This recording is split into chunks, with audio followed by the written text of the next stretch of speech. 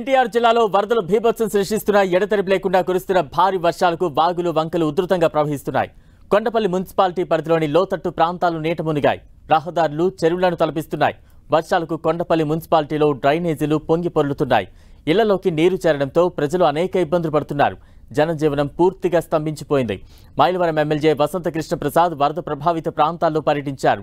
రోడ్లపై నడుం లోతు వరకు ఉన్న వరద నీటిలోనే ఆయన పర్యటన కొనసాగించారు. ప్రజలను అప్రమత్తం చేశారు. వరద బాధితుల కష్టాలను చూసి ఎమ్మెల్యే చలించిపోయారు. లోతట్టు ప్రాంతాల ప్రజలను వెంటనే సురక్షిత ప్రదేశాలకు తరలించాలని అధికారులను ఆదేశించారు. బాధితులకు ఆహారం, త్రాగునీరు సదుపాయాలు ఏర్పాటు చేయాలని సూచించారు. ఇంట్లోనే ఉండేవారికి ఆహారాన్ని ప్యాకెట్ల రూపంలో అందించాలని, ప్రతి ఇంటికి మినరల్ వాటర్ పంపిణీ చేయాలని ఎమ్మెల్యే ఆదేశించారు. మైలవరం నియోజకవర్గంలో వరదల వల్ల సంభవించిన నష్టాన్ని రాష్ట్ర ప్రభుత్వం దృష్టికి తీసుకువెళ్లి సాయం కోరతామని వసంత కృష్ణ ప్రసాద్ తెలిపారు. సహాయక చర్యల్లో ఎన్డీఏ కూటమి నేతలు, కార్యకర్తలు పాల్గొనాలని సూచించారు.